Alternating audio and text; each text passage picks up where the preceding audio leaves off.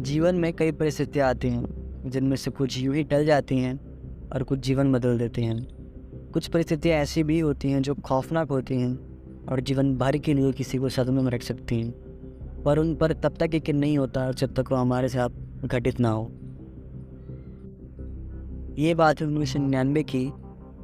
आकाश नंगपत 32 साल का आदमी राजस्थान के एक छोटे से शहर अखरोल में अपनी बीवी आस्था और 2 बच्चे अनुज और काव्या के साथ एक छोटे से मकान में रहता था। आकाश पेशे से कांस्टेबल और पैशन से एक मनोवैज्ञानिक था। अनुज अखरोल के किसी स्कूल में 7th स्टैंडर्ड में पढ़ता था और काव्या आगे की पढ़ाई के लिए किसी दूसरे शहर गई हुई थी। वैसे तो उनकी ज़िंदगी छोटी मोटी नोक के साथ अच्छे से चल रही थी, पर शायद एक किस्मत को मंजूर नहीं था। एक दिन आकाश की नाइट शिफ्ट लगी। काम करते करते उसे ख्याल ही नहीं आया कि कब रात के 2 बज चुके हैं। उस वक्त वो थाने में अकेला था क्योंकि सारे कांस्टेबल अलग अलग जगह पर अपनी ड्यूटी कर रहे थे। वो रात को पुराने केस की फाइल्स को देख रहा था, तभी उसे एक फ़ोन कॉल आता है जहाँ पर एक लड़की उसे हड़बड़ाते हुए कहती है, जी मेरा नाम रानिया है, मैं एक कॉलेज स्टूडेंट हूँ और कुछ दिनों से मुझे लग रहा है कि कोई मुझे मारना चाहता है। कौन मारना चाहता है आपको, और आपको कैसे पता कि वो आपके पीछे पड़ा है? आकाश उसे पूछता है। पता नहीं, पर मैंने कहा ना वो मुझे मारना चाहता है, वो हर रोज़ मुझे दिखता है। अच्छा ठीक है, आप डरिए मत, मैं अभी वहाँ आता हूँ। बस अब बताइए कि आप कहाँ पर हो। मैं अभी दिल्ली जयपुर हाईवे पे हूँ। यहाँ पे मैं कुछ काम से आई थी पर फंस चुकी हूँ। मेरी कार भी ख़राब हो चुकी है और काफ़ी अंधेरा भी हो चुका है और मुझे डर भी लग रहा है, वो दोबारा मेरे पीछे है। प्लीज़ आप जल्दी आ जाइए। आकाश ने जल्दी से फ़ोन रखा और तुरंत हाईवे के लिए निकल चुका, पर जब वो हाईवे पर पहुंचा उसने देखा वहाँ कोई नहीं है। आकाश चारों तरफ आवाज़ लगाते हुए कहता है, हेलो, कोई है? रानिया, तुमने मुझे फ़ोन किया था, मैं कांस्टेबल आकाश। जब बहुत टाइम तक बोलने के बाद फिर भी कोई रिस्पॉन्स नहीं आया तो आकाश को बहुत गुस्सा आया। उसे लगा कि मजाक कर रहा है और उसने गुस्से में कहा, क्या मजाक है? पुलिस वालों को कुछ समझ के ही नहीं रखा है, खाली टाइम बर्बाद करना है आप लोगों को। आकाश अपनी जीप में बैठकर कुछ देर गया ही था कि उसकी जीप वहीं पे ख़राब हो गई। उसने उधर के देखा तो उसे समझ नहीं आया कि जीप में हुआ क्या है। उसने थाने में कॉल करने की कोशिश की ताकि उसे कुछ हेल्प मिल जाए, पर इसका कोई फ़ायदा नहीं हुआ, उसका कॉल ही नहीं लग रहा था। आकाश बहुत टाइम तक अपने ही आसपास किसी न किसी को मदद के लिए ढूंढता रहा, पर उसे कोई नहीं मिला। थोड़ी देर बाद उसने देखा कि आगे किसी की परछाई दिख रही है। उसे लगा उसकी तरह कोई और भी मदद के लिए खड़ा होगा, पर उसने इग्नोर किया और जाने दिया। थोड़ी देर बाद उसे ऐसा लगा कि कोई उसके पीछे खड़ा है। उसने मुड़ के देखा तो उसने देखा कि एक औरत लाल जोड़े में दुपट्टा ओढ़े हुए उसके पीछे खड़ी है।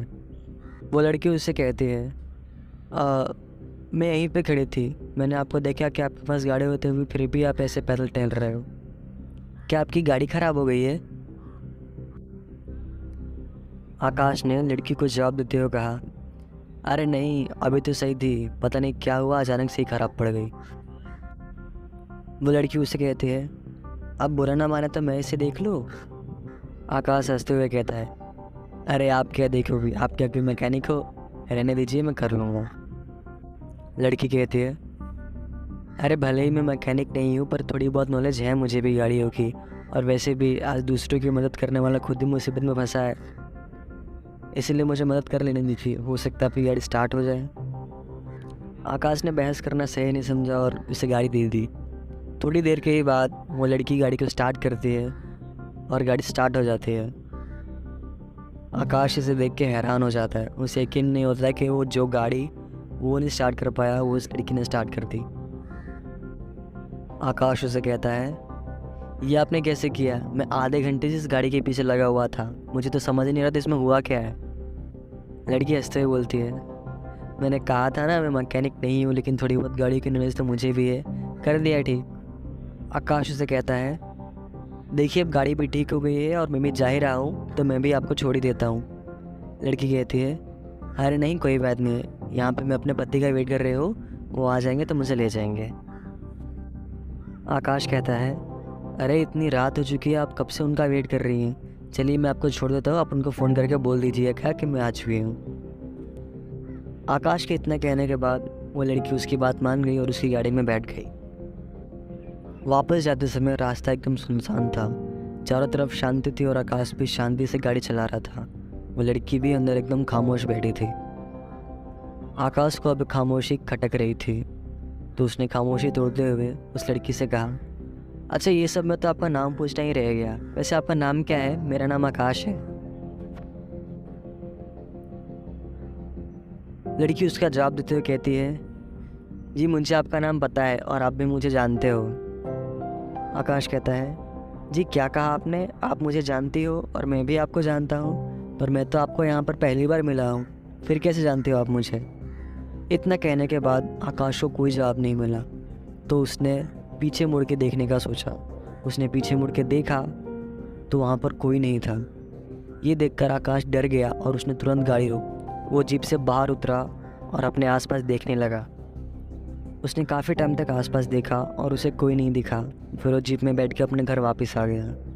घर पहुंचने के बाद वो इसी ख्याल में खोया रहा कि वो लड़की थी कौन और उसे कैसे जानती थी, और ये सारे मामले में रानिया कहाँ गई। उसने उसे दोबारा फ़ोन मिलाने की भी कोशिश की पर फ़ोन नहीं लगा।